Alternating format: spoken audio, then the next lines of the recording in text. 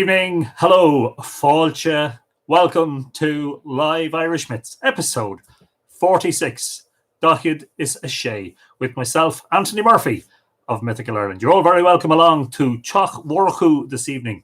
Such a delight to have you all along. This is the 46th consecutive Live Irish Myths episode, and it's been a wonderful journey so far, and I want to say thank you to everybody for that. Well, we'll say more about that in a moment, actually. In the meantime, hope you're all keeping safe and well. I mean, the main reason for doing this is to try and bring people together, distract us perhaps a little bit from, everything that's going on with COVID-19, and to make us feel a little bit less isolated, perhaps, and to immerse ourselves and delve into some old stories, So today, it's important that I say thanks to Martin Pekar, P-E-C-A-R, on Pixabay, who provided us with the lovely hearth image for today's graphic. I hope you like that, because the idea of today, of course, involves a gathering around the hearth. And I want to say something else. I want to say thanks a million for all the lovely feedback. There was tremendous feedback after last night's episode, but over the past week or so in particular, I've received a lot of correspondence via email, Facebook message, Instagram message, and various other means. And it's been heartwarming. It appears to me that this has had an effect on people that I really didn't anticipate. And I didn't plan for. The plan originally was just to do something to quell the boredom and to assuage us and calm us a little bit in the situation that was developing. And actually, if you look back and you watch episode 1, watch the very first episode, you will see that, like, for the first age in that episode, there's no interaction because, people aren't commenting. And you can see that I just decided to start reading and I didn't know what to expect. And around it has grown up this wonderful, wonderful tua, this tribe or community. And it's heartwarming to me because it means that there's a tremendous interest in the material, which is great. Because one of the things that I've tried to do with Mythical Ireland since it was established 20 years ago is to try and bring this material to a greater audience and to bring a greater appreciation of it to the public. And it seems that in that regard, we're doing a great job. Now, tonight's episode is called Open House. It is for you guys to direct how this conversation goes. And I'm really looking forward to just going down rabbit holes and opening up cans of worms, if that's your thing, and addressing issues and chatting and just throwing some ideas around. Now, I just want to say one thing in that respect, and that is that if the topic is already in the planning for an episode, we likely will avoid doing much talk about it. So, for instance, just today, 2 people suggested that we do a discussion of Bealtaine. Now, I am waiting just until we're a little bit closer to Bealtaine to do that, but I promise you we will do that. That is coming. So we will probably avoid discussion of Bealtaine today. Not avoid it completely, but so just so you understand that's the plan for tonight, is that you guys prompt the discussion. But obviously, if it's about something that's coming up in an episode, then we might defer that discussion for a little bit. I better get reading comments. There's a whole lot. On YouTube, Daisy Peters is the first one saying hello, and she's in Rio de Janeiro. A very good evening to you, Daisy. Mandy McCurls is saying hello, everyone, from a sunny and cold Isle of Mull. Well, we had a dull and rainy day. It rained on and off today for the first time in ages and ages and ages. It was a grey, dull, damp day. But anyway, it'll help the grass grow, and it'll help give Ireland its 40 shades of green. Daisy says, a chat around the hearth. I'd like to hear about an old Irish fairy's tale. Please tell us. Jackie Stevenson says, hello, Anthony and all. Ready for today's rabbit holes. Just wondering if you have covered ley lines. Interesting discussion. Jay McHugh says, Giaguich O Ben Eder. Hello from Mythical Hoth. And J.S. Murragwich, Jay, thank you for dropping in. Not sure what your real name is. And you may have told me before, but I forget. Mary Smith says, hello again from Switzerland. I finally made it to another episode. It's a great pleasure to have you along, Mary. Fáilte. Melissa O'Brien is saying hello from Corky. Fáilte, Melissa. And Daisy Peter says, a blessed Sunday. Oh, on Facebook, Esther Guggisberg is watching. Fáilte, Esther, lovely to see you as always. Jack Durkin says hi everyone. Jack. Aaron Durrett is watching. Steve Martinson says hello Anthony and friends. August Akarja, good evening Steve. Trononawa. Jules Cousins says hello. 46, I know, 46, imagine, 4 off 50. Jack Durkin. Is there any myths of the Hill of Tara? Yes, there are, and that is an episode, the Dunshanicus and the mythology of the Hill of Tara, that is coming up soon, Jack.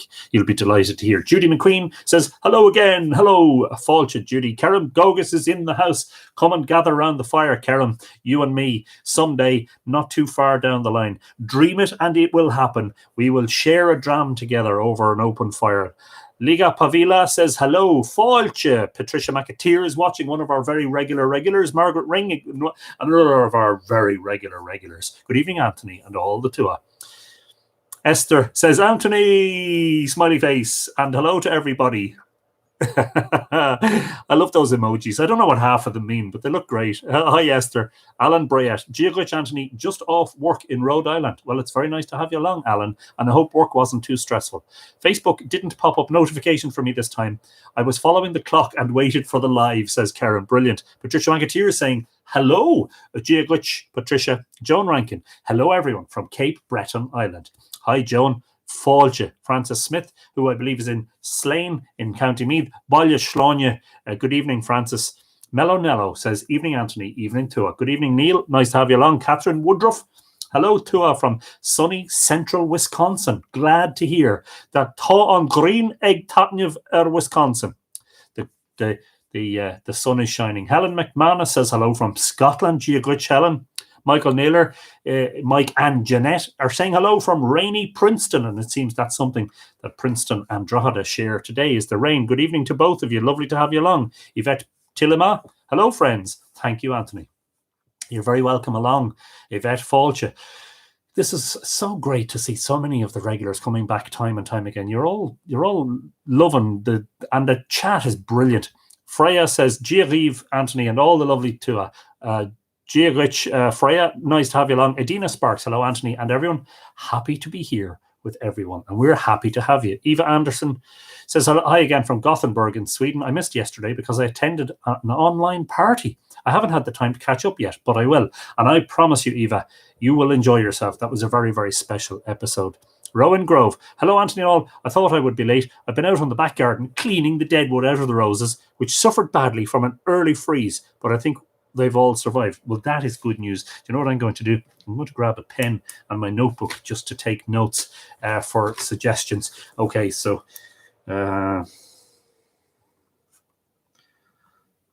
someone wants me to talk about ley lines. That's an interesting rabbit hole. Daisy says, I want to read a tale of the fairies. We will do that, Daisy, but I think we'll keep that for another episode because that'll be a longer one, I think. Doris O'Hara says hello from Heidelberg. Hope everyone is well. Fáilte, Doris, Margaret Ring, deserved, and we needed a henge to gather. Thank you. Alan Cardoso da Silva, Giariv, Anthony August Tua, O'Brassel, Grianvar. Oh, it's sunny in Brazil. Brilliant stuff, Alan. Lovely. Pat Rowan is watching. Fáilte Aforig Mohara. Melanie Lynn is watching. Hi, Melanie. Rowan Grove. Yay, rabbit holes. Esther Guggisberg says, you've come a long way with this community. I love it so much. I couldn't be there a lot due to work, but I felt it, and it is a wonderful gift to every one of us. Thank you, Esther. And yeah, don't worry about not being able to, this. The great thing about sharing the videos afterwards is that you can still catch up, but it's lovely to have you along, and thank you for your comments. Federica Guy, ciao. Hi, Anthony. Hi, Tua. Happy to be here again, and we're always delighted to have you, Federica. Lorna Evers Monaghan says, made it on time. Almost. Don't worry. We haven't started in earnest yet, Lorna, but you're very welcome along. Sharon Boggins Stitch says, hello all from Redding, California, sitting out in the garden in 80 degrees. Angry squirrel barking at me from a tree. Maybe he's looking for some food off you. That's funny. Bialton, my favourite with Samhain, and I can see why, Esther. Sky Brolacon says, hi, good evening, Sky. Very nice to see you again. Rachel Doyle is in Macedon in New York. Rachel, Fáilte, you're very welcome along. Ralph Waldron is in Athleague. No rain here. Swallows, very high. Yeah, there was an interesting band of rain. It was very narrow, and it just kind of came along the Boyne Valley and dumped all its rain on us today. And it was dry in Dundalk, 20 miles to the north. So there you go. Jules Cousins is liking the idea of ley lines. Jim Conway, I once heard or read that there had originally been a pyramidal stone in the center of the main chamber of Newgrange, which mysteriously disappeared. Is there any truth on this? Perhaps. Ginny Ayot says, hello, greetings from Utah, USA. Hello, Ginny, you're very welcome along. Just want to take a note of that.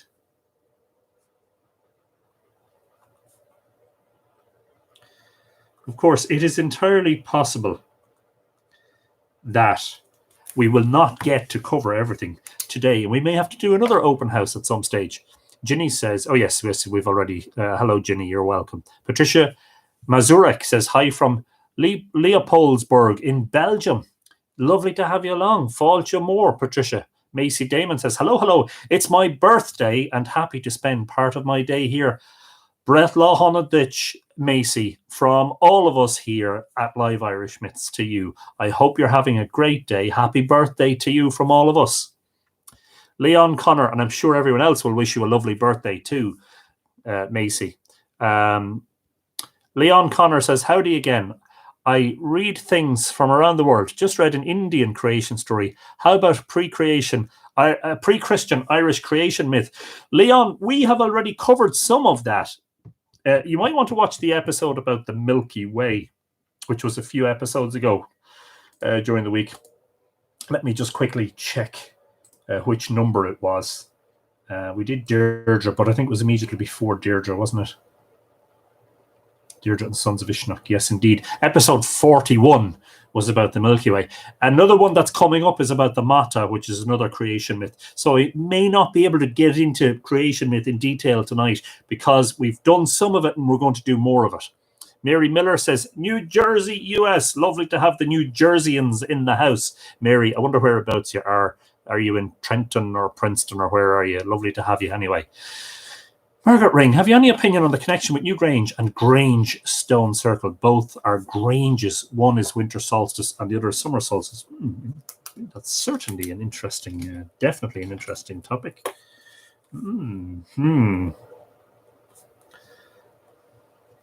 Newgrange and Grange Stone Circle.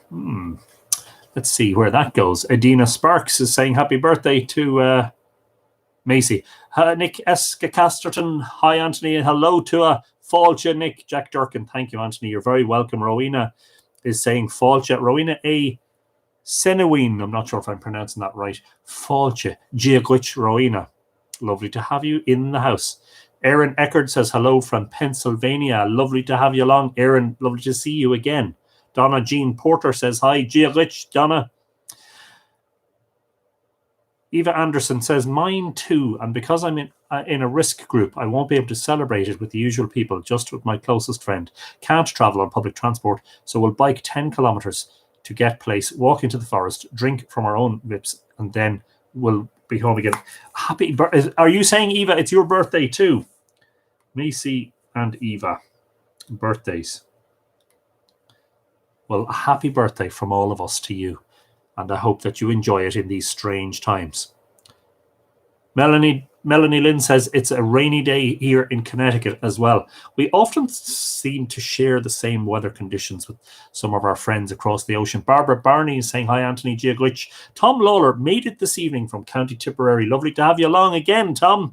Fáilte. Louise Martin Henson is watching from Deep River, Ontario. Hello. Hi, Louise. Fáilte, Chris McCann, Giagri from Lurgan, Ardvacha. Anything on the Banshee or old ghost stories? Interesting. I think, do you know what? I think that the Banshee probably deserves her own episode, Chris, I would say. Rather than just sort of skirting over it, I think we should probably do a full episode on the Banshee, shouldn't we? What do you think?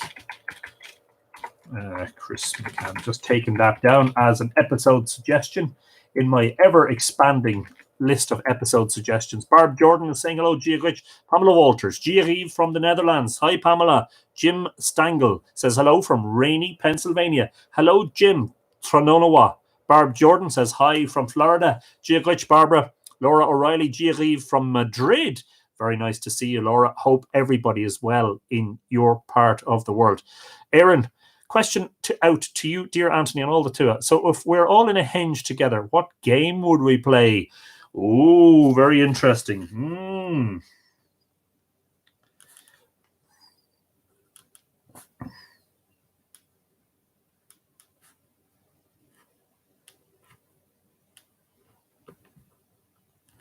Very interesting. Anything about the wormhole in Inishmore on the Aran Islands, please? Don't know anything about it, Neil. And I've been on Inishmore, so perhaps that's something we may have to do more research on. Voyage of Mildoon, says Yvette Tillema. I think that is definitely, almost certainly, at least an episode on its own, if not several episodes, actually. Yvette, thank you for your brilliant suggestion. Surprised that hasn't come up before. We could do the Voyage of Mildoon, and then we could do the Brendan voyage as well. Deborah Dalzell Murphy says, hello from the Chicagoland area. Always lovely to have the Chicagoans in the house, especially ones called Murphy. Brilliant. Adina Sparks, 20 questions. Yes, indeed. Elaine Duff Kopetsky says, hello to everyone from Quesnel, BC, British Columbia. Stay safe. Enjoying this very much. Thank you. Wonderful to have you along, Elaine. Welcome. Kathy Mark says, hello from Iowa, Anthony. Good to see you. And it's good to see you also, Kathy. Fáilte. Helen Guinan is watching. Your Majesty, welcome. Marge Brown is in Philadelphia and Pennsylvania. I was in Philadelphia last November and ran up the Rocky steps and punched the air like Rocky. Hi, Marge. Jim Conway, the Colliach is referred to Milurcra on Slieve Gullion, and the ancient road that passes by from Tara to Dunseverick is named Slieve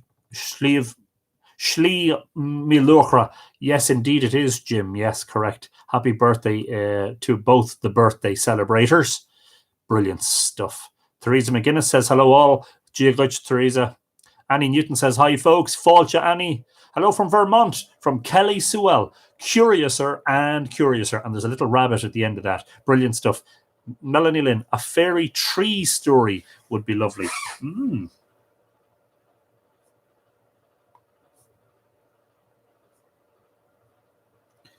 Lots of suggestions. If we don't get around to doing everything tonight, there's some lovely suggestions here for further episodes. A lot of people saying yes to ley lines. Aaron wants me to talk about the spring that used to be inside Newgrange. Wow. I mean, yes, I'm beginning to see that there's material here for several open houses. Anyway, we'll see what we can get through. Kirsten Salisbury says, hi all, it's rainy day here too, but April showers bring May flowers. This is very true, Kirsten. Fáilte. John McGovern is watching. Hello, John. Doris O'Hara and Elaine are saying happy birthday to Macy and Eva, sorry. Hey, Mary Miller is in southern New Jersey, closer to Philadelphia. Fáilte. Brilliant stuff, Mary. Pamela Walters is saying congratulations to Macy. Okay.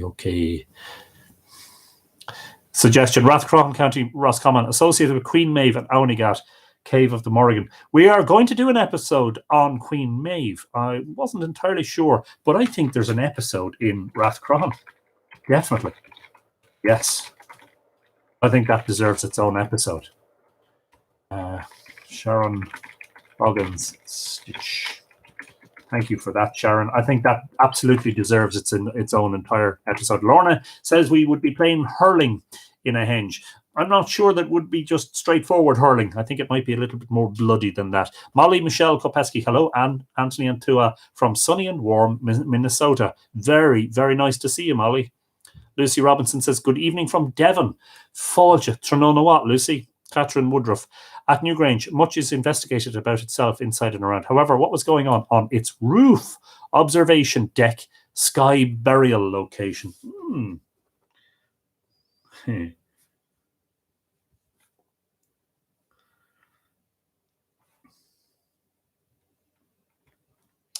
That's Catherine Woodruff. Wow. There are many, many rabbit holes to be gone down. Marcia Down says, hello again from the White Mountains of New Hampshire. Still wintry here. We are expecting snow. Wow. Fáilte, Marcia. Paul Goran says, Sheedenbroga, central chamber, 20-foot. Surely this stone was viewed as part of the transition to the afterlife. Former capping stone mounted on the exterior roof. Oh, yes, Lech Ben. But Paul, I have to tell you that that is part of the Mata story, and that will be definitely covered in the story, in the episode about the Mata. Eva Anderson says, not my birthday. Bealtaine is my favourite holiday. I have to be clearer. Okay. I'm going to scratch your name off the birthday list, so Eva. But look, don't worry about it. That's my mistake, not yours.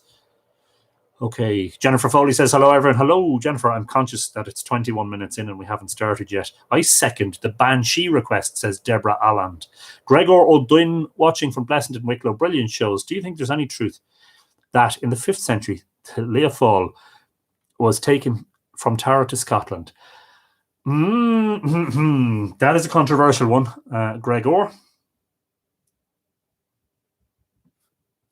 A very controversial one, in fact. I do have some opinions about it.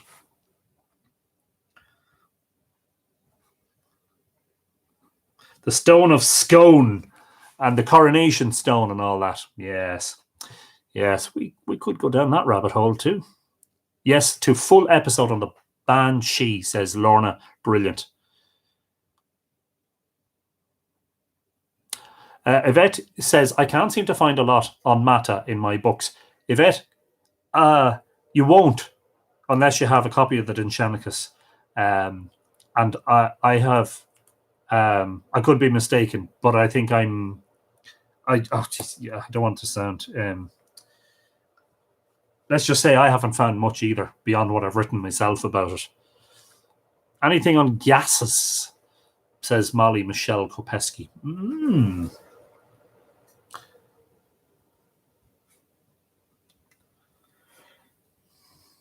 Wow. Interesting. Melonella says the Ulpest. Yeah, well, that will come under the Mata episode. And if it doesn't properly, then we'll go back to it. Keith Carmody says, hello, Giagoich Keith. Okay.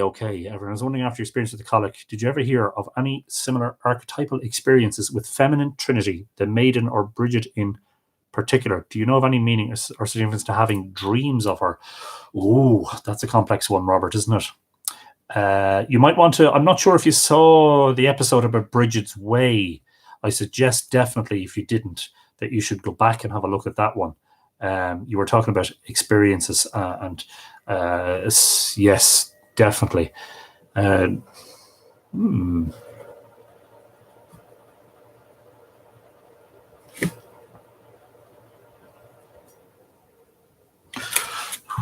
A lot of good suggestions here. Did you put out a Maybush? I did not yet anyway.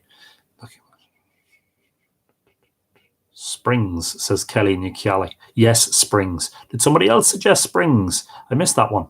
Springs or Wells. I think that's I think we may have that on the list of suggestions. Yes, I'm pretty sure we do. Yeah, I think that's on the list of suggested episodes. Late joining, says Mariana Dunn. Hello, everyone from Virginia. You're very welcome along. Josephine Meehan says, hey, Anthony, I'm back. Giagoich, Josephine. Mark Ledger says, morning from Townsville, North Australia. Lovely to have you along, Mark. Good morning to you. Majinwa.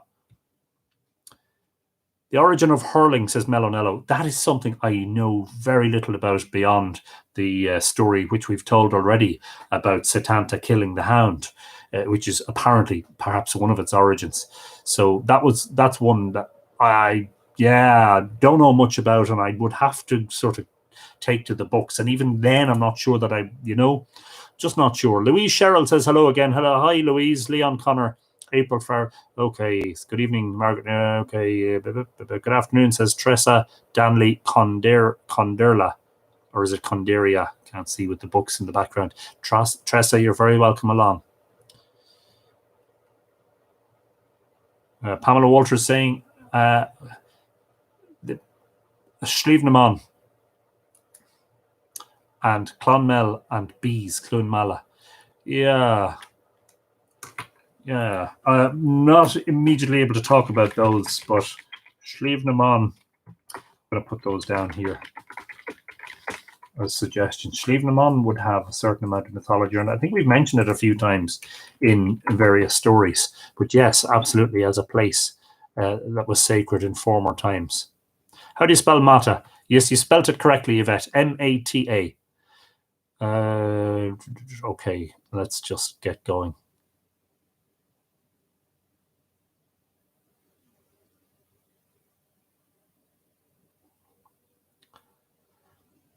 Fincher Springs. Yeah, that's on the list. So, oh dear. Carol Keel, says Mary Miller. How close are they in age to Newgrange? That is more sort of archaeological than Carol Keel. But it's an interesting one because a lot of things have been found out about the Stone Age, the New Stone Age, as a result of examination of bones found at Carrow Keel. So it's definitely worth an episode, Mary, I think. So I'm going to put it down as a suggestion. Thank you very much. We're nearly half an hour in. We need to get going chatting now. Do you continue this? Continue what? Sorry.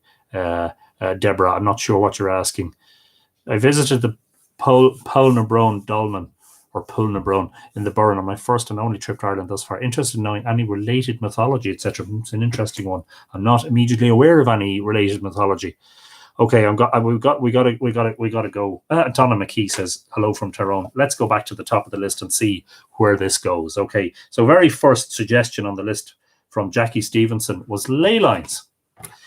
Right, so what are we? 27 minutes. So just remind me when I upload the YouTube video, I have to put a thing on it, a comment saying skip to 20. Some people who watch the videos afterwards don't like going through all the hellos and the comments and everything.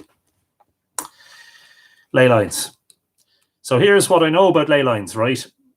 In the strictest sense of the word, a ley line is a straight alignment of historic and prehistoric sites across the landscape of Britain and of Ireland, perhaps other places too, but I haven't personally done any research on those. Sometimes across very long distances and usually extremely accurate. Now, ley lines have their origin with Alfred Watkins, who was an English writer who, I believe in the 1920s, if I'm not mistaken, published a book called The Old Straight Track, in which he examined supposed alignments of sacred sites across long distances of the English landscape, perhaps in Wales and Scotland too. I'm not immediately familiar. Now, among these were mounds and standing stones, etc. But some of them involved ancient village crossroads, holy wells, churches, etc. And so what one began to see was that a straight track alignment could feature sites, from across a huge range of dates, which made them a little bit more difficult as a serious subject of discussion and scholarship, because the common answer to the idea of ley lines as straight tracks is, well, if you draw a straight line across the landscape from one place to another, it's going to inevitably find its way precisely through other sites on the way, especially if you open up the timeline to include everything from medieval times all the way back into prehistoric times, the Bronze Age and the Stone Age, etc. Now, in my own case, there's a lovely red sky forming out there. The sun is not coming out, but it looks like the clouds are lovely and lit up. In my own case, I've investigated several long-distance straight-track alignments of sites in Ireland, and I have found very interesting results. Now, there is a scholarly article written about one investigation of a long-distance alignment, and the scholar or the writer in question, whose name I can't immediately remember, rules out the method whereby one finds an alignment and then goes and finds the evidence to support it, which is probably a little bit, if we're being brutally honest, is probably how I approach the subject myself a little bit. I found alignments and then I was like, well, that's interesting because, X, Y, and Z. Now, one of those straight track alignments was detailed quite extensively in the episode on Bridget's Way, which was episode number 40, which was just 6 episodes ago. So if in case you're joining us and you haven't seen that episode and you want to learn more about what this straight track alignment might involve, that is a 65 or 67 mile alignment, which is over 100 kilometers across the Irish landscape. Now, there is a difficulty with these things in Ireland, because if you draw a straight line between one site and another, you're going to come across lots of sites, because there are, in terms of ring forts, there are at least 40,000 known ring forts. They're medieval, early medieval homesteads and cattle enclosures. You're bound to intercept mounds and moats and standing stones. Of course you are, because there are literally tens of thousands of these things, hundreds of thousands of recorded monuments in the Irish landscape. But really what you need to do is to separate out what is just a regular ring fort from something that is likely to be, for instance, in the case of the Millmount to Croke Patrick alignment, something that at the beginning and the end are very significant in mythology, and in the case of Millmount is almost certainly a prehistoric burial mound. Crossing through, very accurately, the ancient burial mound on the top of Slane, said in mythology to be the burial place of King Sláine, of the Fir Bullock. And that is likely to be pre-Christian and indeed prehistoric. But where does the discussion on straight track alignments end and the discussion of energy lines begin? And I have to be honest with you, and I'm laying my cards on the table here and I'm being completely open with you. I don't dowse, although I have done a little bit of it. And I find personally that the whole area of energy lines becomes far too vague and far too wishy-washy and far too imprecisely defined for me to continue the investigation. And so I've read quite a lot about energy lines, ley lines, that don't just go along in straight lines, but, that are sinuous and go off in different directions to link up various sites. And to be honest, that's where I become a little bit skeptical. Not that I am immediately ruling out the possibility that there are forms of energy that are there that we don't understand. To be honest, I think that we have covered most of the electromagnetic spectrum in our measuring equipment. If there is energy there, we should be able to measure it. However, mysterious in that regard are the suggestions of dowsing and sites that cross perhaps underground water sources. And that to me is far more interesting, because in fact, dowsing is a thing, and water diviners are still to this day, I understand, used, especially in rural areas in parts of Ireland, to ascertain the location where a well for a property should be dug. So there is no doubt that water divination is a thing. However, when I see discussion of mysterious earth energies, that's where I'm inclined to just back off from the conversation a little bit, because I don't know what that energy is. And the people who generally purvey and propagate these theories are not able to properly define it, other than it being some sort of energy that we don't know about or that we haven't properly defined. I hope that answers the question about ley lines. Is there anything else that you would like me to address with ley lines? While we're on that whole subject of water, Aaron Durrett suggested a discussion about the spring inside Newgrange. And that is something that is very interesting to me. And it is something that a lot of people don't seem to be aware of.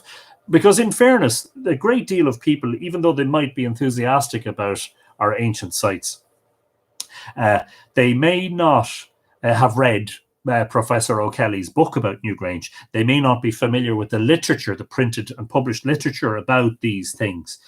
But it is extremely interesting to me that a short distance up the passageway of Newgrange, I think between RS4 and RS5, no, not RS, they're the roofing stones, between orthostat, on the right orthostats number 4 and 5, or between 5 and 6, perhaps under one of them, a spring was found during the excavations. Well, it's not that a spring was found, it's that water was in the passageway, and Professor O'Kelly was curious about this water and had found upon excavation and investigation that in fact there was a natural spring under one of the standing stones that forms the wall of the passageway of Newgrange.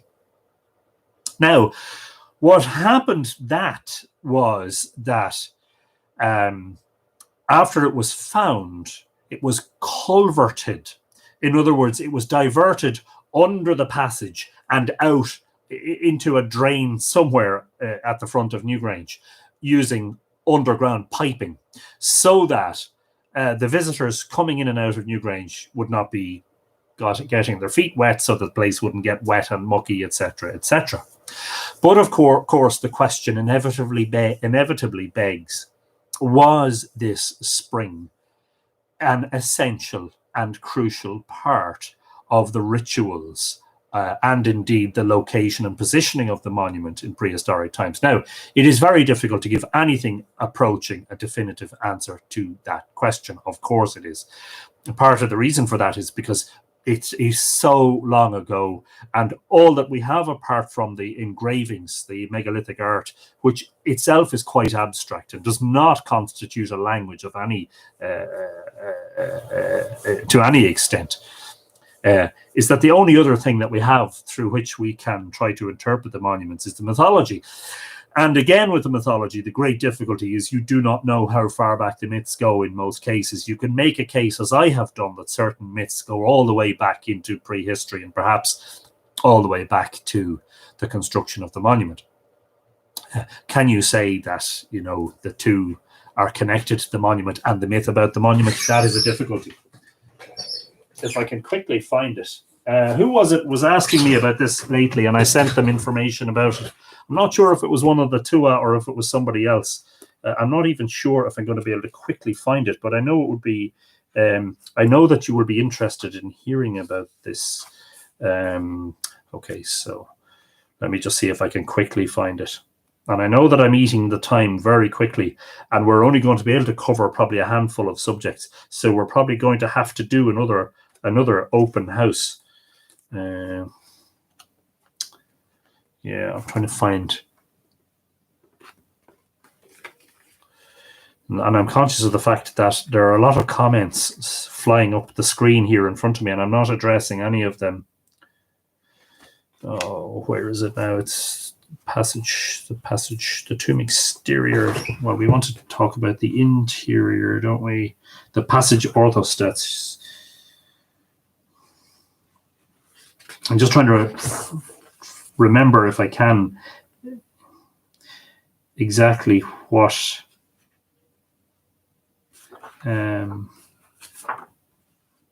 page.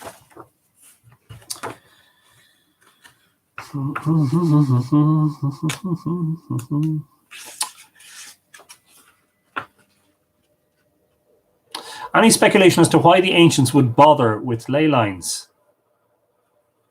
I asked you on this spring only recently, says Paul. Paul, can you remember offhand which page from O'Kelly's book I sent you? Do you have it to hand? I can't find it immediately. Of course, it's only when you're looking for stuff under pressure you can't find it.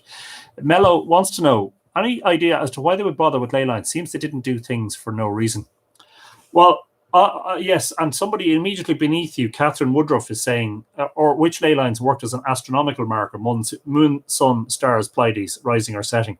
Well, I think part of the reason is that there's a cosmology there which we haven't properly dealt with, but which will probably make an episode all on its own, and that's dealt with in Celtic Heritage by Rhys and Rhys. The idea that you don't just slap a monument onto the landscape. You don't just build something. You don't just arrive somewhere someday and say, look, I'm going to build this here. It's part of a bigger plan. And, there's a cosmology there that I don't think we fully understand. And that sees an interconnection between all things.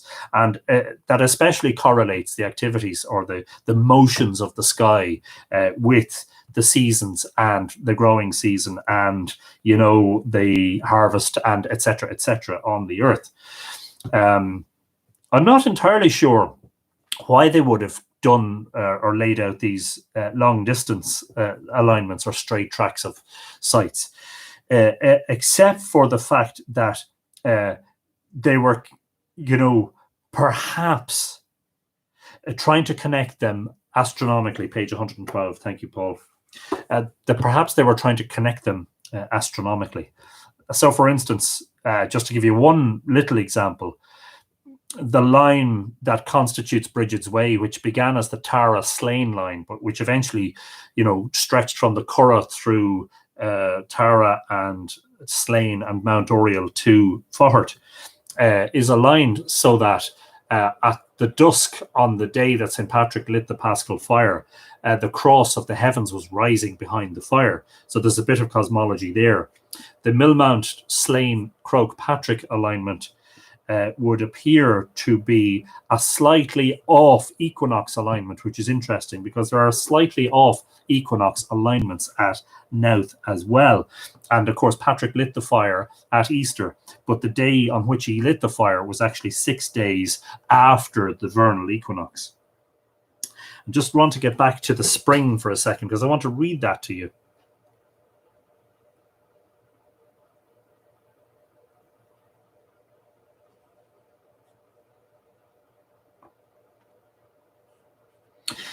In wintertime, a small stream of water formerly entered the passage between R7 and R8. Now, that is right-hand orthostat number 7 and right-hand orthostat number 8. I said 5 and 6, I was wrong. And flowed through the entrance to escape between Curbstone 1 and Curbstone 2. Dr. H.G. Leask, Leask, a former inspector of national monuments, had installed a short piped drain in an endeavour to draw off the water, but this had little success. When the passage orthostats were being straightened up, it was found that the source of the water was a spring which welled up from the socket of orthostat number R8. A piped drain was laid, running from this point under the centre of the passage floor and through the space between K1 and K2 to a stone-filled sinkhole at the edge of the excavated area. This expedient proved successful. And I think Paul's point and perhaps Neil's point, I think other people have commented on this, Aaron, who suggested the topic. The point here is that, is it a case that the archaeologists interfered with an element of the design of the monument that was essential to it? And I always have to turn to mythology to give me the clues. And the biggest hint in mythology for me is in Tuchmark Etain, when Angus is told to go to Sheedenbroga by his father, the Dagda, who he had met at Ishnok. He is told that Elkmar will be there and he'll be standing at Sheedenbroga, or on Sheedenbroga is what I think. He's standing on the monument. And that he will have his druidic garb about him, and that he will be holding in his hand a fork of white hazel. Now, a fork of white hazel is a very, very significant implement for two reasons. First of all, according to the author of that wonderful book about kingship,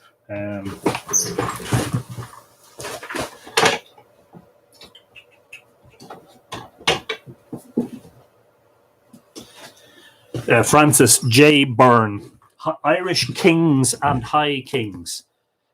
Byrne tells us that at one point, of course, I won't be able to find it now, as part of the inauguration of the O'Connor Kings, that I'll just read this to you. At this point,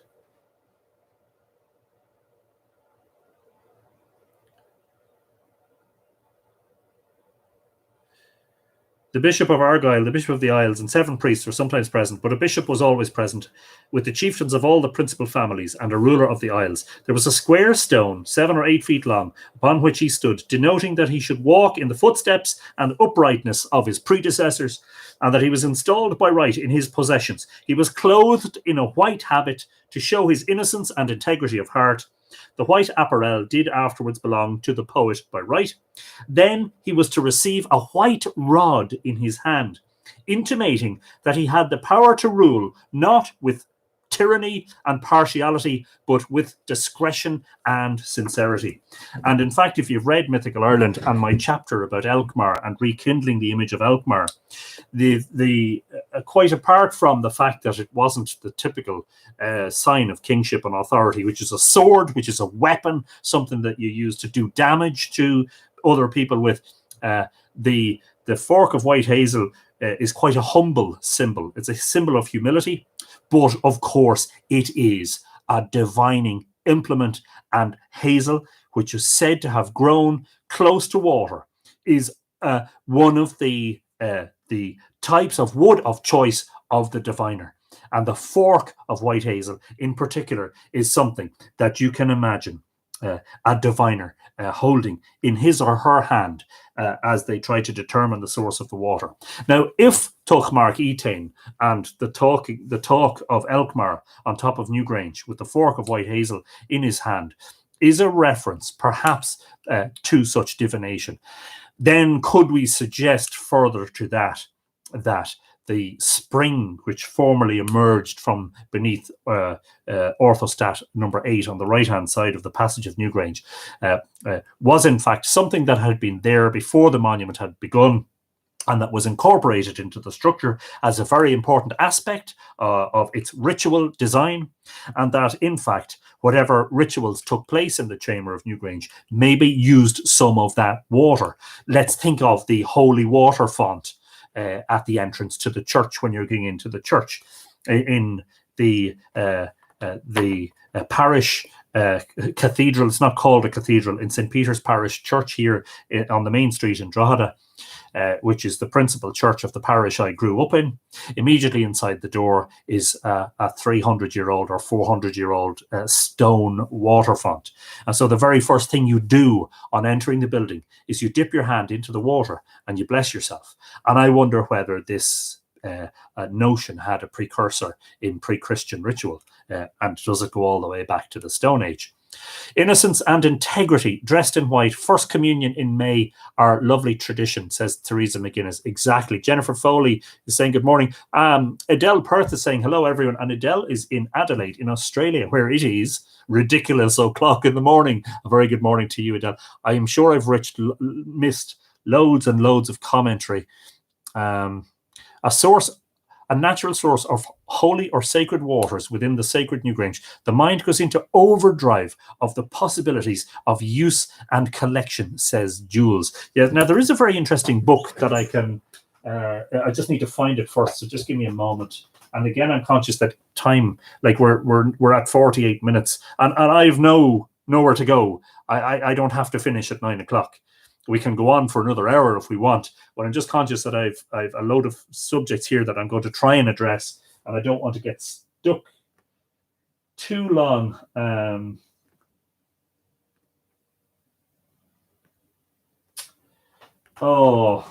can't immediately.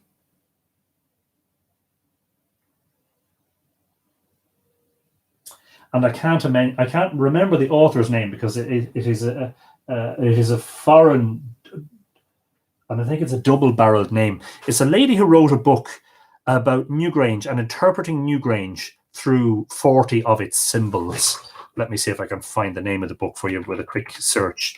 Symbols, Newgrange. Jackie something, Jackie Ingwald, something or other. Let me try Amazon. Oh, yeah. I'm not sure if this lady's book was available on Amazon. Symbols book. Of course, there'll be loads and loads and loads of suggestions. See, this is how easy it is to go down those rabbit holes.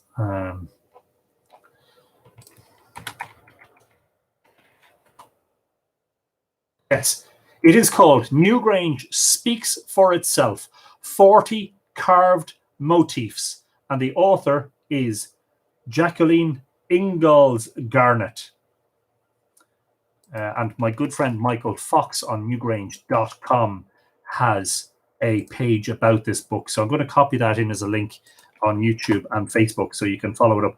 But this author, and I remember reading her book, this author is adamant that said spring was an important aspect of the design of the monument. Just trying to see the cover of that again. Newgrange Speaks for Itself. I can't remember exactly. It's a while since I've referred to it. I'd love to be able to show you the cover.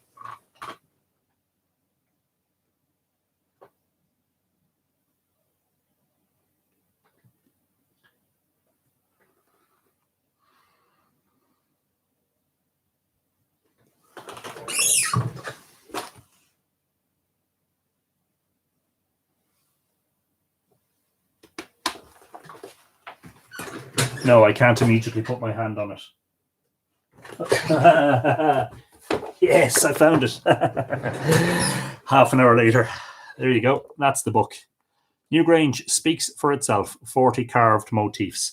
Jacqueline Ingalls, Ingalls, Garnett. And there is a section in the book called An Immemorial Well.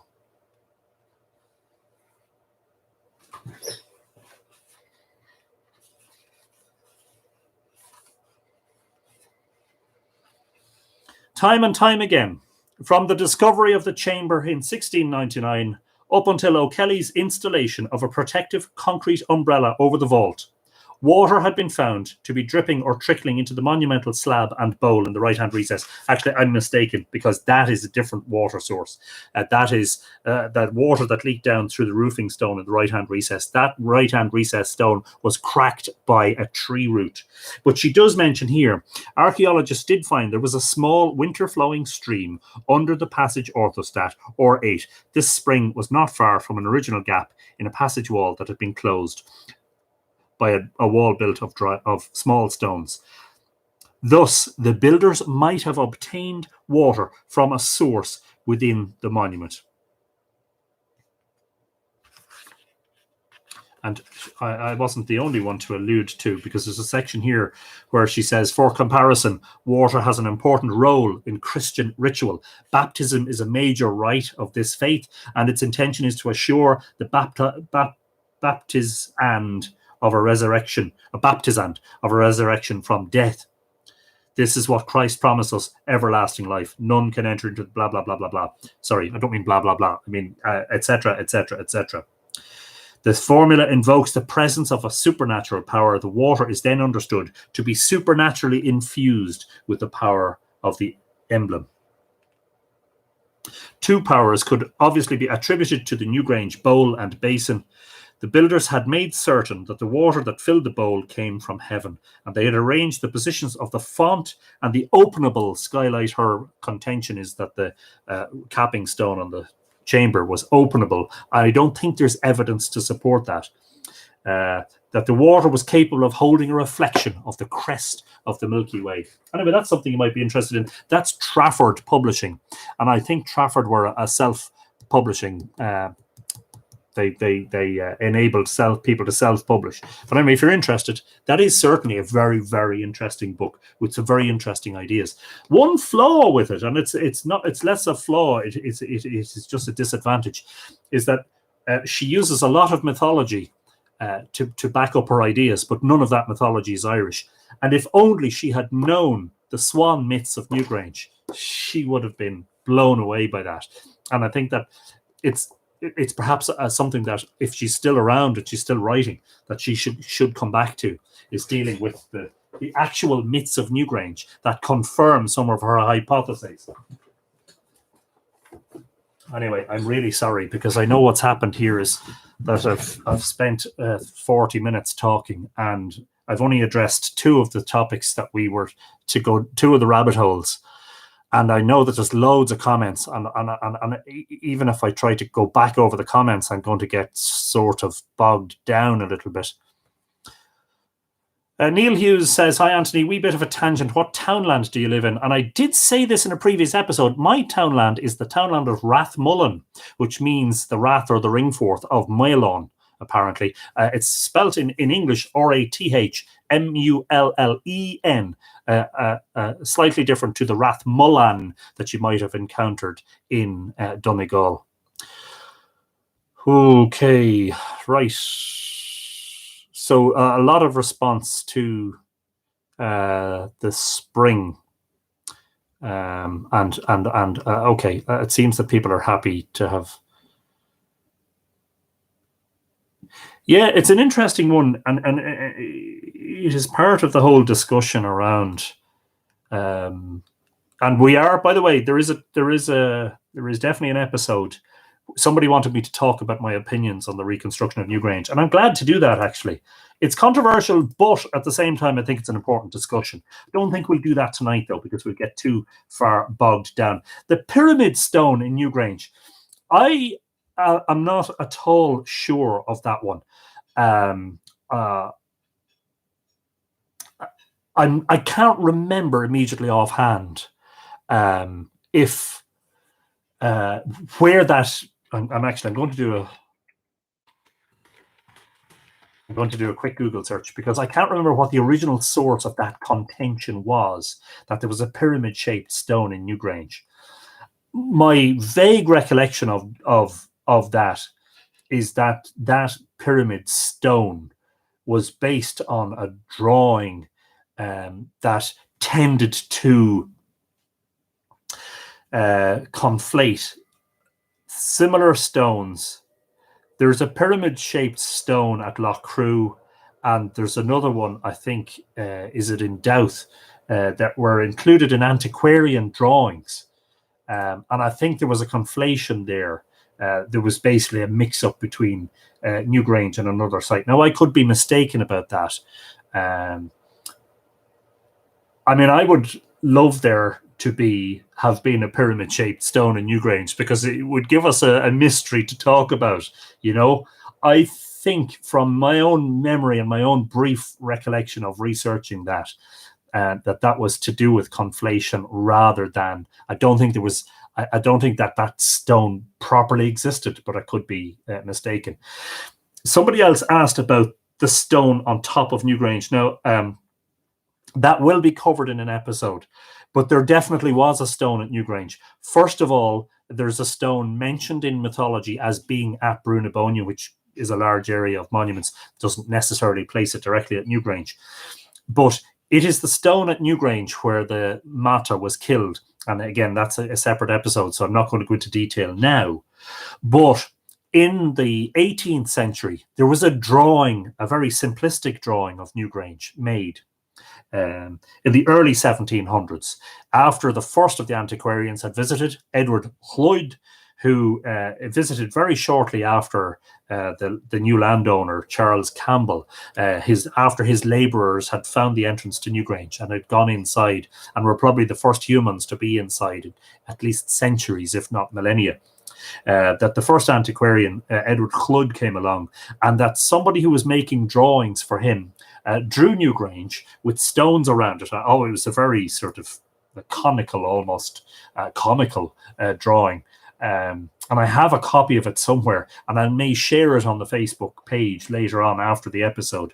But he also showed a stone on top, and this stone was referred to in an antiquarian account of the time. But that and a later antiquarian account, perhaps late 18th century, early 19th century, that said that there was originally a stone on the top, but that it had been removed and thrown down because somebody had been digging up on top of the mound looking for treasure. So there almost certainly was a standing stone. Now, was that standing stone part of the original monument? We may never be able to tell. It was gone when O'Kelly came along. There's suggestion that O'Kelly's records of the excavation of the top of the monument may have been incomplete because he died before. O'Kelly died in 1982, shortly before the publication of his book about Newgrange. And although the archive of notes and photographs and drawings is extensive, unfortunately, the person who did the excavation is not there to piece all that together again for us, as George Ogan has continued to do, even today, with extensive and massive volumes of work about the excavations at Knowth that also began in 1962 and proceeded for 4 decades. So that stone is interesting, but we will return to that one in the episode about the Mata. Margaret wanted to know, was there any connection between Newgrange and Grange Stone Circle? I'm not aware of any, Margaret. Now, the fact that they are Granges, I'm not sure about Grange Stone Circle in terms of when did it receive its name as Grange Stone Circle. The difficulty with the name Newgrange, Michael wants to know if Newgrange is in line with the pyramids. Hold that thought, Michael, and maybe ask it again in a moment. The difficulty with Newgrange is the fact that that is a name that was given to the area by the Cistercians, who acquired all of the land in the area in the 12th century from the local tribal king when they established Mellifont Abbey in the year 1142. Newgrange is a new name. The monument was never called that prior to the 12th century AD. It was known as Shean Bru, Shean Broga, or a She Mochan Og, actually. It was more commonly known to in the pre-excavation days by the locals. She Mochan Og, the she of Angus, the young son. So that would appear to rule out any possibility that they are connected. And I know that sometimes people like to think of Grange and a Graenon, a sun house, which is mentioned in Tuckmark Etain, but I don't think that connection is there. Perhaps, Margaret, you could help me by filling me in quickly on where Grange Stone Circle gets its name. I know in relation to that, probably the best book in terms of the archaeology of Lough Gur would be this recent publication from Rose Cleary, which I think was published in the last year or two. I will find out very quickly. First published in 2018. Antiquarian accounts. Yeah, I don't know where it gets its name, Margaret. I'm much less familiar with Grange and Lough Gur than I should be, I have to confess. And I wonder whether it also is a name that was given to it in later times, And I can't immediately find that. So perhaps that's one. And I know that we're going to have an episode on Anya and Cnoc Anya, and we'll probably get back to talking about Lough Gur. So I'm sorry that I can't immediately answer your question, but I think it's highly unlikely that there's a connection, certainly from the point of view of the names and even the ages. I would say Grange is probably Bronze Age, isn't it? So it's later than Newgrange.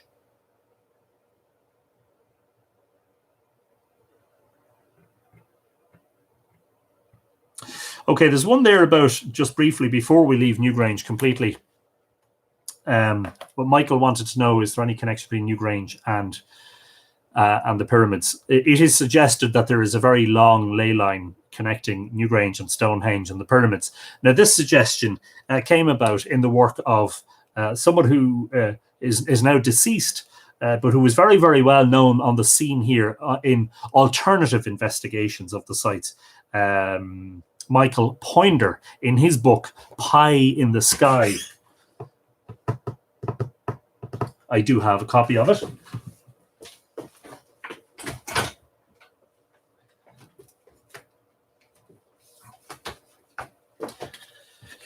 And so you're getting an extra tour of the library here. Pie in the Sky, a revelation of the ancient wisdom tradition, Michael Poinder. I'm pretty sure it was this book in which he addressed the energy refraction, for instance. There's an energy refraction map of Newgrange. Now, I don't subscribe to this stuff because I don't, again, as I said earlier on, I don't subscribe to the whole energy idea. It's far too loosely defined and not scientifically based. However, and I know that you're going to say, but Anthony, you were talking last night about synchronicity and, serendipity and strange happenings. Yes, I know I was, but none of what I've written about monuments has contradicted the archaeological evidence, and none of it, I think, lies too far outside of the realm of empirical science. I'm just trying to find the map. I think there's a map here in which he shows this alleged connection between Newgrange and the pyramids. I can't immediately find it, Michael, so I apologize for that. But anyway, that's the book. If you want to follow up on it, if you're interested, and there's another one there. Look, Newgrange Cairn Energy Stars. So Michael Poinder was a gentleman who said that he could see auras around people, and one of his big areas of research was, energy that cannot be seen, and earth energies, etc., etc. He did a lot of stuff about crystals and crystal structures, and the breaking up of light into its constituent parts, etc., etc. Anyway, I can't remember when he died, but I know that his ashes were scattered. I think, was it off the cliffs of Moher, or somewhere, or off? Was it off Dunangus on Inishmore? I can't remember. Before we leave Newgrange altogether, Catherine Woodruff was asking what might have been done on the top of Newgrange, and very interestingly suggested the possibility of an observation platform. Indeed, that is very interesting, because one of the things that was found by the excavation, and the mound of Newgrange has retained its pre-excavation profile quite accurately, by the way. A lot of people don't know that, and they don't believe it. But if you look at the aerial photographs of Newgrange from pre-1962, you will see that it is identical in form to what it looks like currently, except for the front, where everything had collapsed over and covered over the curbstones and the entrance, and all of that was put back up on the front. Observation platform, absolutely. In my own work, I have drawn attention to the fact that Newgrange is surrounded on three sides by Ballach Bowfinna, or what you might call Owen Bowfinna, the river, the Boyne River, and that in the time of Newgrange's construction, the Milky Way used to settle on the entire horizon as a ring of light. It used to be seen all the way around. That doesn't happen now due to the effects of precession of the equinox and the slow wobble of the Earth's axis over 26,000 years. It makes sense to me that it was an observation platform, but in addition to that, the mythology specifically mentions it with regards to the aforementioned Elkmar. We've covered this in the episode about Stonehenge, where Elkmar is described as watching the youths at play in the playing fields. You have a tremendous view of the entire monument complex from the top of Newgrange. In fact, Newgrange is the only one monument that offers you a view pretty much over everything at Brunabonia, with the exception of, for instance, the Douth Henge, which lies east of Douth and would not have been visible from Newgrange. You have a view to Douth, you have a view to Nouth, you have a view to all of the late Neolithic structures on the floodplain of the Boyne. It is the pinnacle of the whole complex. And if you were going to observe the stars, it makes sense to me that that's where you would observe them from. This is pre-light pollution days, when you didn't have the problem of, today in modern urban society, you're better off trying to find a little bit of a valley to go into to shield yourself from stray light from urban populations, What else might it have been used for is an interesting question. Was the stone that was found there and later removed, and we don't know where, we don't know its whereabouts now, was that perhaps a coronation stone that was added in medieval times? We don't know. There are all sorts of possibilities. There's a suggestion by Michael Gibbons, and we will get on to talking about Michael Gibbons and Newgrange in an episode about the reconstruction, O'Kelly's reconstruction of Newgrange.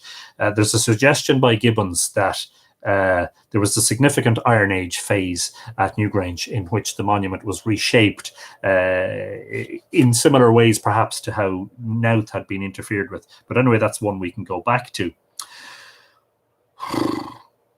Totally go. The Banshee, I think we're definitely going to do as an episode on its own. There was a question from Gregor O'Dynn about the Leofoil and the Stone of Scone.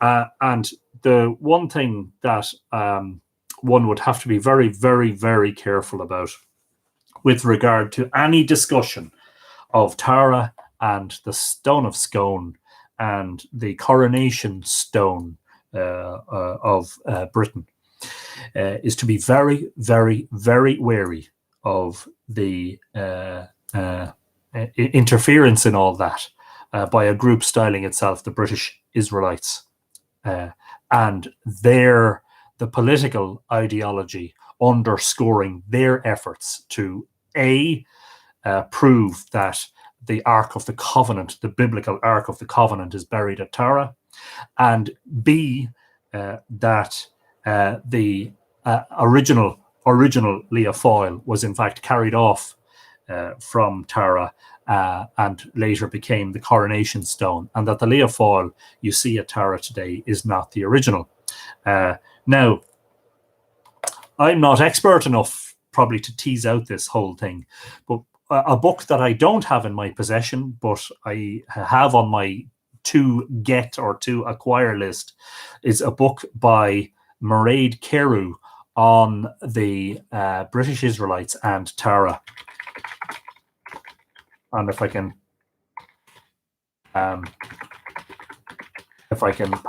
paste in a link to it, I will. Tara and the Ark of the Covenant is a page here on the Royal Irish Academy and by Mairead Carew. There it is indeed. So I'll post that in as a link if you're interested yourself in following up. So always be very, very, very careful about, for instance, you might have heard it claimed that the biblical prophet Jeremiah made his way to Ireland, and that a depiction of his sea journey is in fact carved into stone in one of the stones in the chamber of Cairn T, the Hag's Cairn at Loughcrew. What an absolute load of unsustainable, unsupportable nonsense. Rubbish. Absolute rubbish. Those carvings were made in the Neolithic more than 5,000 years ago, and there's absolutely nothing connecting Jeremiah with Loughcrew. It is ridiculous.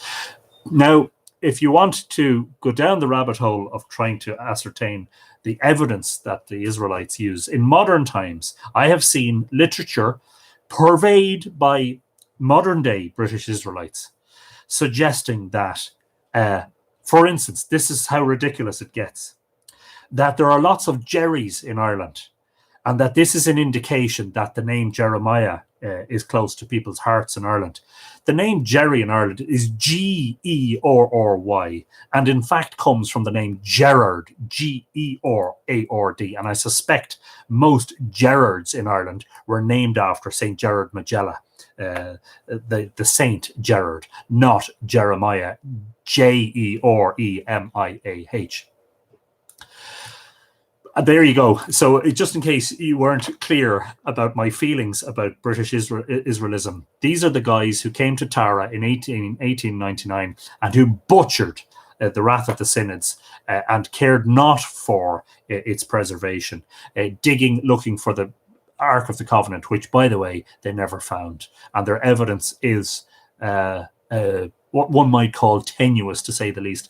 But I may address that in a future episode. And in fact, it's something I'd love to come back to when I have read Mairead Carew's book, which I am looking forward to acquiring and reading. Now, I just want to catch up on comments in case I've missed anything. Jules' cousin said, when I visited Newgrange, I held a ruby in one hand and quartz in the other. When I hold them now, it takes me back to my visit. Personal anchor stones, but also, as you say, memory storage. A very interesting thing, of course, about the quartz is that quartz is a very interesting stone from the point of view of its energetic properties, and it is used not only in watches, but something that some people tend to forget is that at the heart of every radio transmitter, every device that emits radio frequency, including my own phone here, which is transmitting this episode, is a crystal oscillator. And so quartz crystals are absolutely essential to radio transmitters. Now, radio transmitters, as you know, were developed in the time of Marconi, and you only have to go back, what is it, a century and a half at most. Can we say that people in deep prehistory knew about such properties of stone? Well, I don't think they knew those properties necessarily. I think probably one of the reasons they chose the stone was, in fact, because of its appearance, this bright, white, shiny nature of it. But there is a possibility, of course, when one considers things from a Jungian perspective, that there was something intuitive about the choice of that stone. And there was some, perhaps unexpressed knowledge or intuition that stone had special properties that may not have been known about. One property of quartz that might have been known about in the Stone Age is that if you rub two blocks of quartz together on smooth surfaces, so if you take a piece of quartz and you cut it with a circular saw, very, very straight, and you rub them together, especially at night, you have this effect called triboluminescence. The stones actually produce this beautiful, I think it's a bluish or a purplish light. Quartz crystals. Bring in Coda, says Pat. He's very quiet again tonight, but then he was out for a good walk. We brought him out for a walk before we started. Kelly Minich is watching. Hello, Kelly. Yes, and until we discover how to age stone, we are just left to guesswork. Well, the way we date the monuments is generally we find organic datable material in layers of a mound or beneath stones that were the foundation stones of a particular monument. And that is usually a good indication that this organic material was there before the monument was built or there during the monument's construction, you know.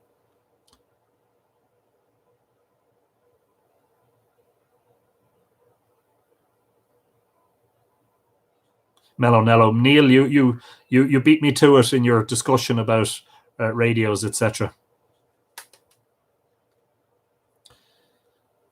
All of us becoming amateur mythical sleuths, the hounds of Murphy. Says Aaron. Yeah, we're only just literally just. I'm trying to sort of get through stuff as quickly as possible, and at the same time trying not to get bogged down. I think we'll get back to Leah Fall. Actually, there's a page on my website if you're interested in following up. I'll just share that now as well. Tara, Leah Fall, mystery screeching stone of Tara brought by the Tuatha De Danann.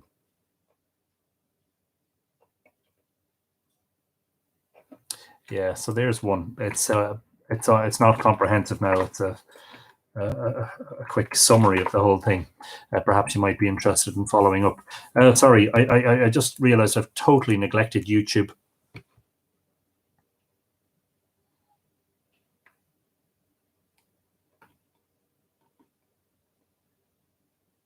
The Curious Celt is John in Antrim is watching and says, good to be back. Fáilte, John. Daisy wants to know, could you tell us about Dodderga's hostel? Yes, and that was one of the choices. It was Deirdre and the Sons of Ishnok or Dodderga's hostel. And yes, that is absolutely on the list, and we have to do that sooner rather than later. That's one that's going to take 2 or 3 episodes to get through, but it's definitely on the list, so don't worry.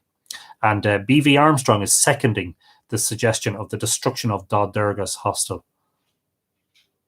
Daniel Kedney, was the one who actually suggested it. B.V. Armstrong and Daisy Peters were both seconding. Good stuff.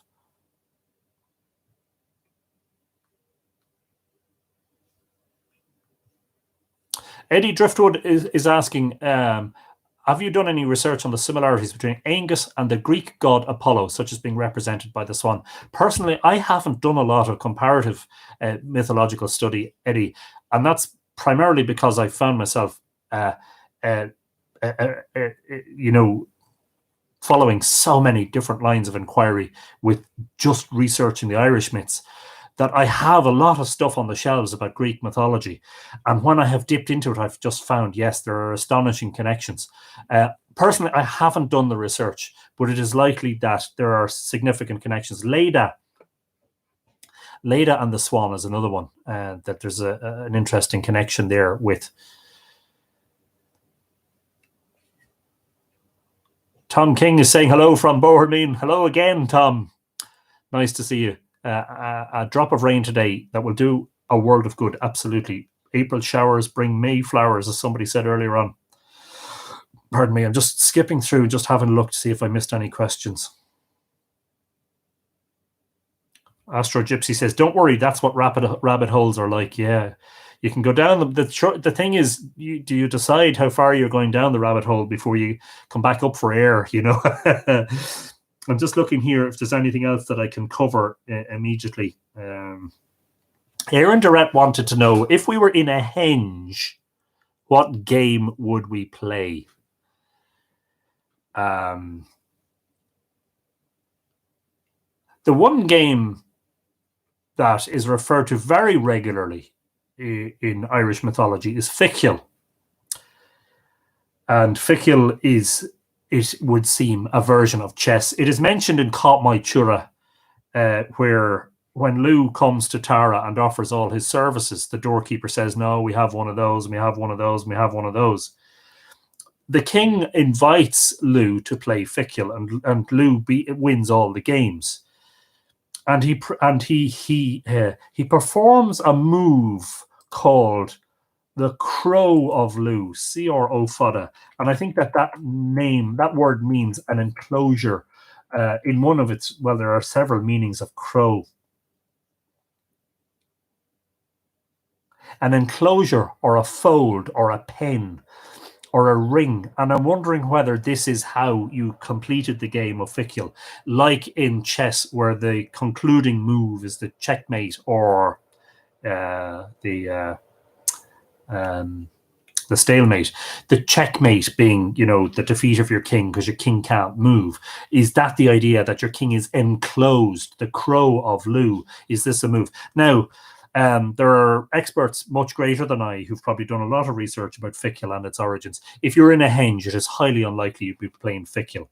If you refer back to the episode on Stonehenge, we did do a little bit of discussion about what might have happened in there. And one of the things that it appeared to me that it was likely was that Brunabonia was in fact one of the great assembly sites, which is mentioned in Laura Nahira in the story called Aided Na I Agus Ad Nicole, which means the violent death of Na I and his burial.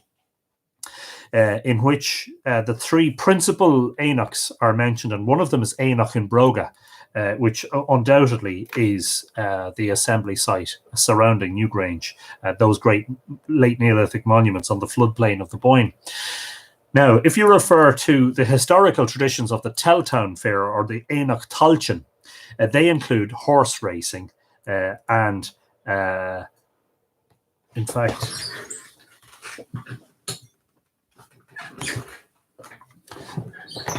something that I acquired in the not too distant past was a book called The Énoch Talchin and the Talchin Games, Their Origin, History and Ancient Associations by T.H. Nally. Now that is something that I actually want to cover in a separate episode. I want to talk about Telltown or Talche and its games. So perhaps that's something we can address later. I think personally, and this is just without a huge amount of research to hand, just making sure it was... yes, Aaron Durrett it was who asked the question. I think it is likely because of the size of the arena and because of the fact that it would appear to have been a place where crowds gathered to watch something. This is likely to have been some sort of group sport, perhaps involving horses. I think there was some evidence at, there's a henge in Germany, Pommelte, where they found that there were bones of people in the ditch sections there, where the people had suffered injuries that suggest they were actually ritually murdered, perhaps as part of some games. I think there's a similar suggestion for, this is not something I've gone into in any detail in the Stonehenge book, because I kind of wanted to steer away from that whole idea until there was more evidence. And there won't be any evidence until there's archaeological digging. There's evidence from, I think it's Durrington Walls, that there might have been similar blood sport, the idea that people were running around and that somebody else was firing arrows at them or throwing axes at them to try and kill them. I just wonder whether, in fact, there wasn't something akin to an early version of hurling, but which involved a sort of a bloody aspect. In other words, that the crowds were there like they were at the Colosseum to see something more than just somebody putting a ball in a goal, or, you know, a ball between two posts or something. That perhaps they were there to see a battle to the death of sorts. Now, this is entirely speculative on my part, and I hope I'm wrong. I actually genuinely hope I'm wrong, that when Stonehenge and some of the other henges of the Boyne Valley are eventually excavated, that they don't find evidence to suggest that people were, you know, met a bloody end there. But there's just something about the whole idea of an arena, that when we gather in arenas, what do we gather for? We gather for the watching of games, you know, that undoubtedly these henges were some sort of arena. Now, it doesn't make as much sense from my point of view, or from my perspective, intuitively, and based on the very, very scant mythological evidence.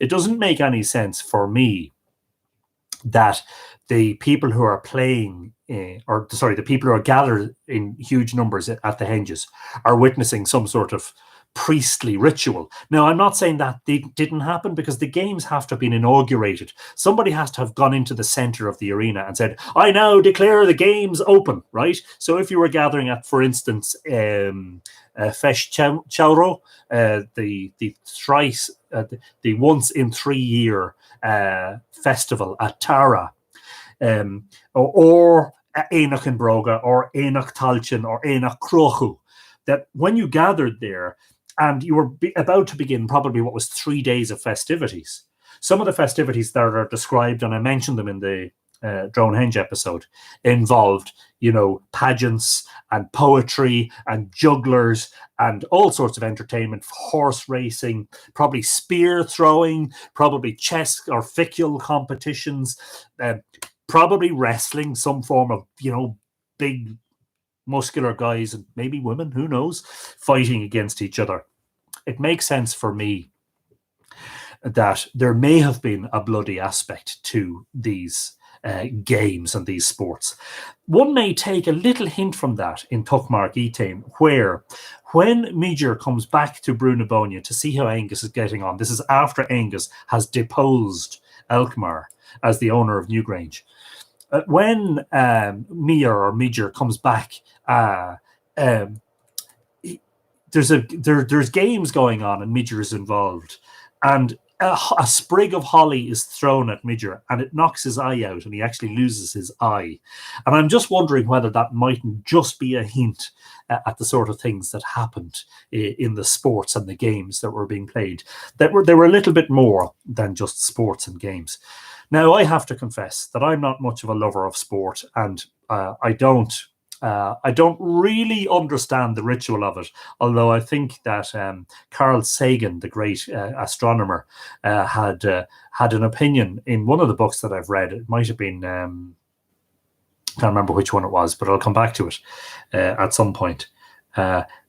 Sagan mentioned that he thinks that modern day football matches, of course he was talking about American football, are merely continuations of age-old rituals. And I wonder too whether, when one considers Gaelic Athletic Association sports, GAA, football and hurling in Ireland, that the little I have watched of them, I have found them to be quite competitive affairs. And in fact, they can become quite bloody affairs. Not perhaps just quite as bloody as Australian rules football, which I have to say it can be quite violent at times. But there is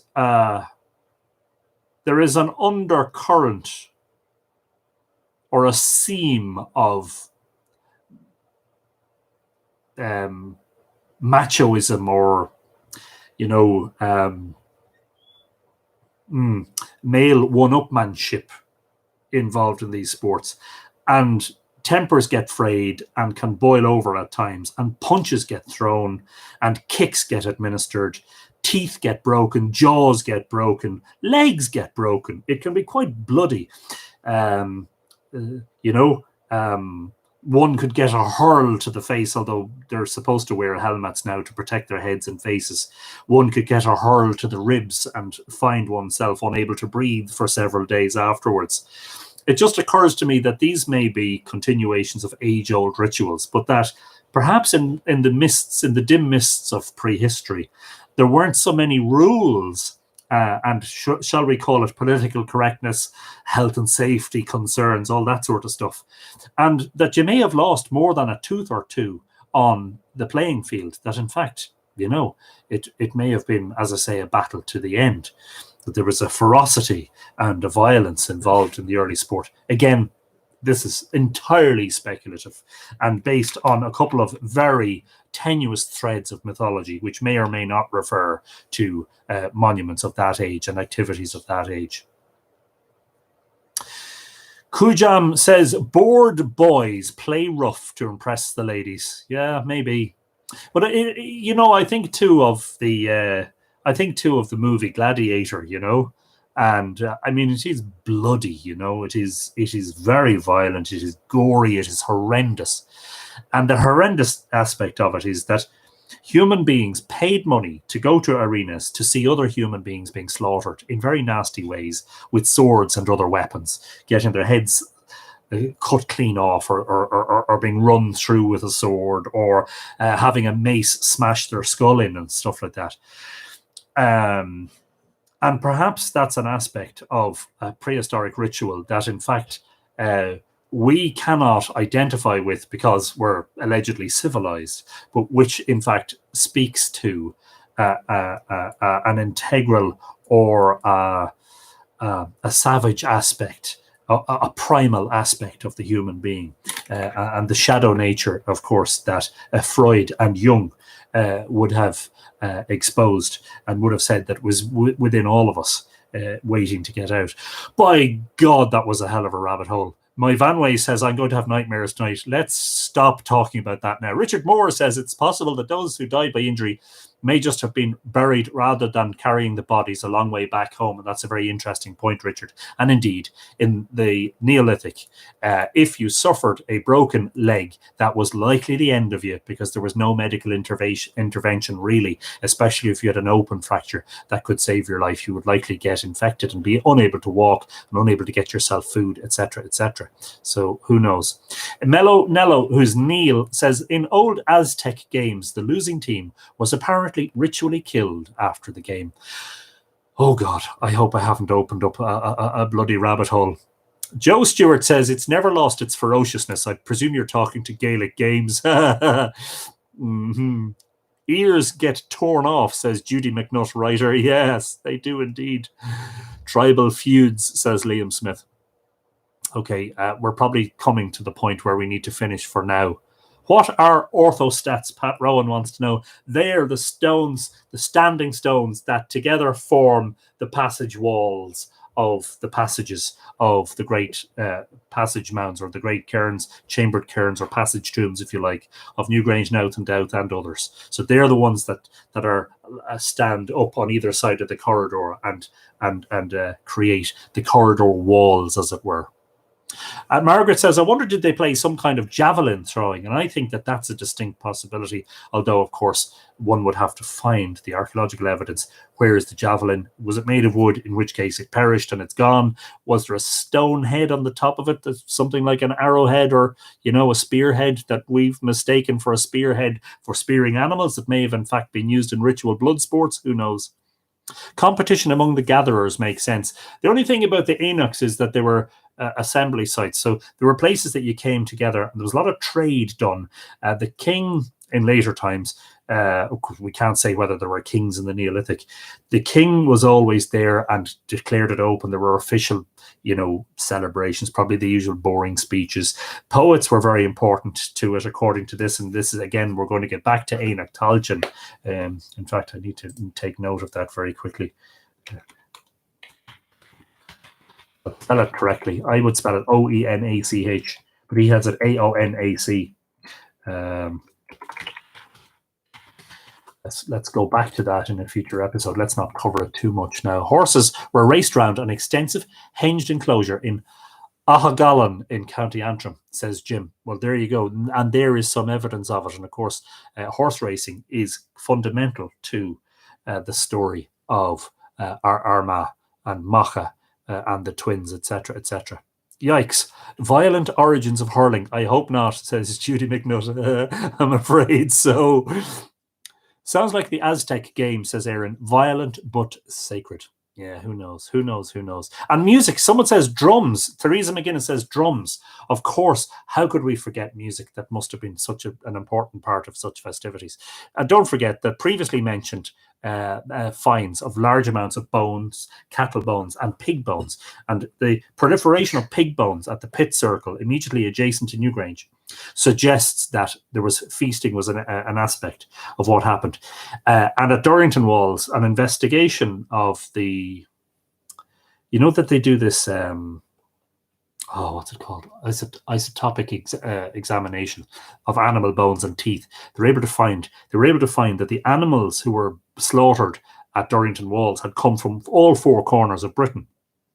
And that's something that I've addressed in the Stonehenge book and in one of my videos about the Boyne being used as the access for the henge activity, was that, there's a likelihood that they brought their pigs and their cattle on the hoof to be slaughtered and eaten while at the festivities. It's a bit like bringing your bag of cans and your bag of cans and your packets of potato to electric picnic. That while you're there for 2 or 3 days, you have to eat. Now I know that most events today, which are off during the current crisis, I know, but most festivals and music events have chip vans and all sorts of stalls selling ice cream and all sorts of things that you can eat. But in prehistory, they didn't have such things. So you likely had to bring your own food to these things, So it's interesting. We have time traveled tonight, says Jules. We'll call you the doctor. Oh, here, I know. Wonderful episode, says Paul. I'm glad you thought so. I hope that I know that there's some things I didn't get around to. The Banshee, I think we're going to have to do as a separate episode. And I have taken note of that. I don't think it would be fair to tell one story of the Banshee and not to tell the whole story, as it were. So we'll come back to that. And I know a couple of you wanted fairy stories. And again, we're going to do an episode about how fairy tales or fairy belief in late medieval times emerged from the belief in the Daedalans. But I think separate to that, we'll have to tell some fairy tales, some stories of the fairies, right? And fairy trees.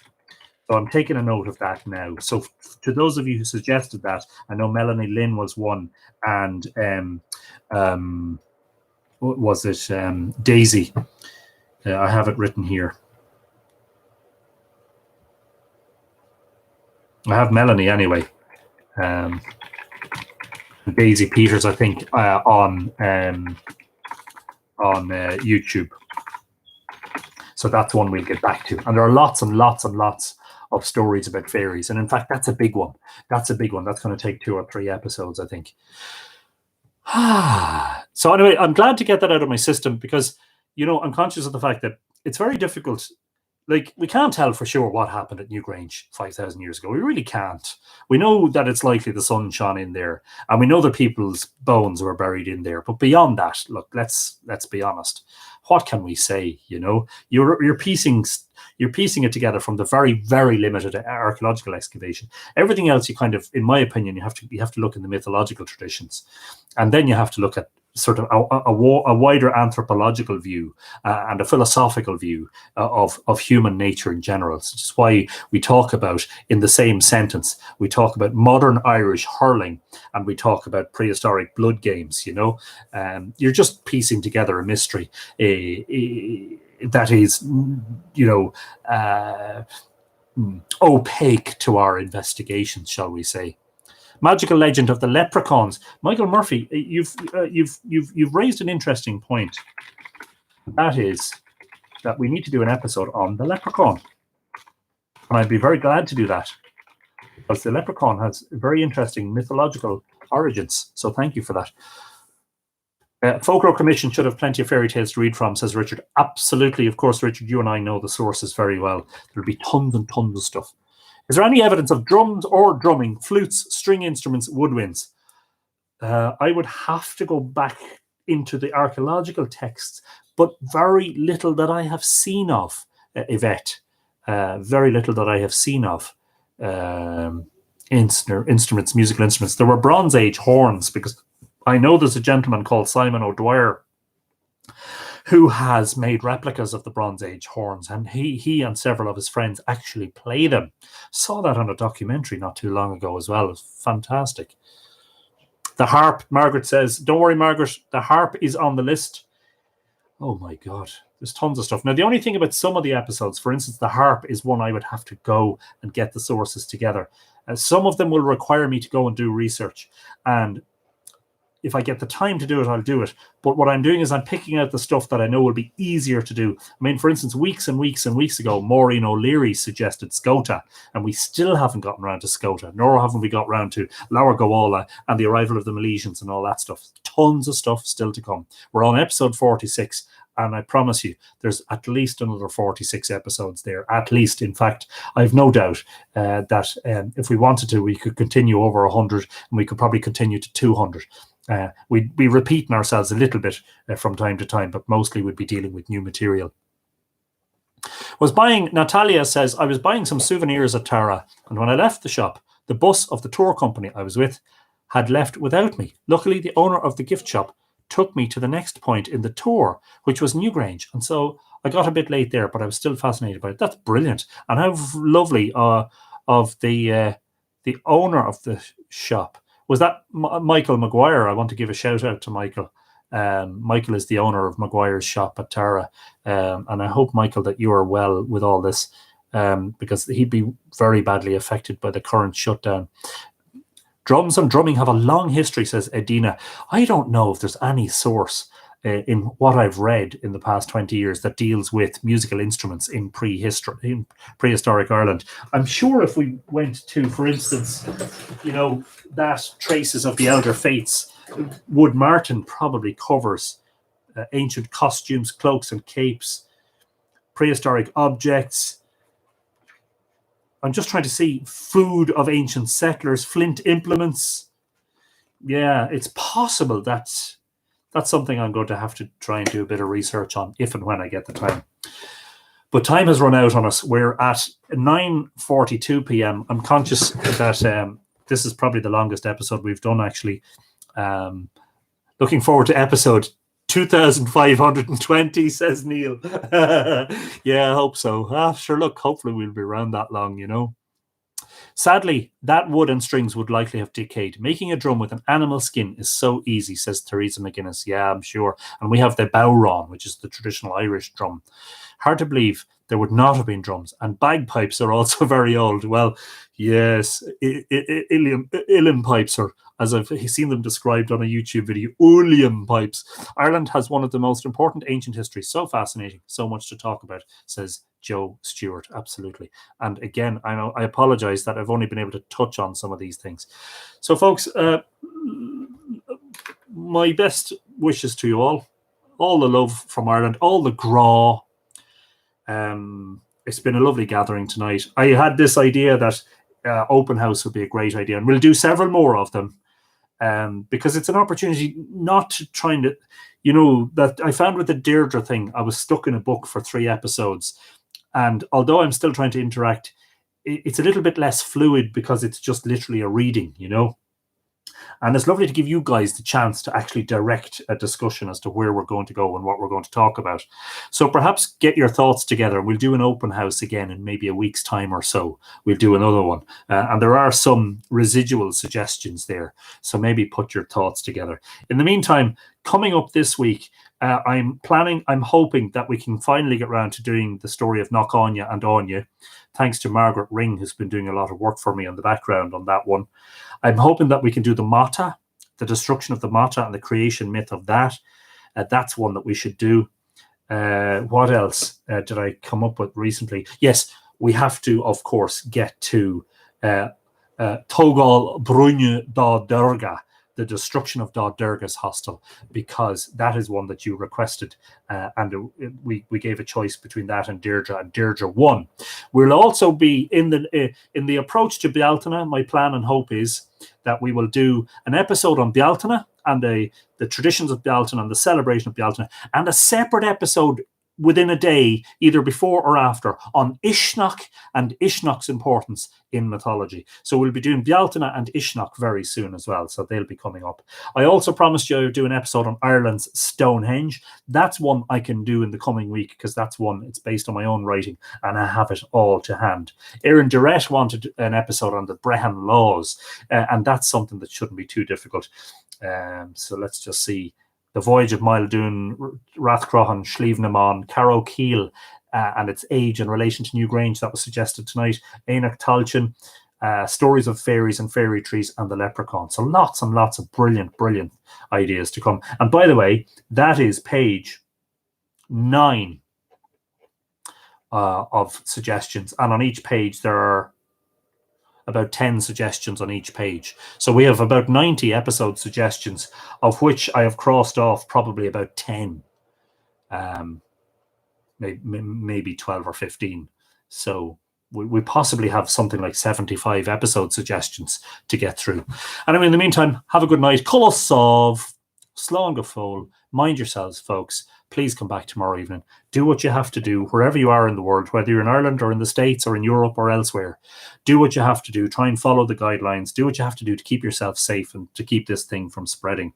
It is expected that in the coming week, our government will make an announcement, because our restrictions are due to end on the 5th of May, which is Bealtaine.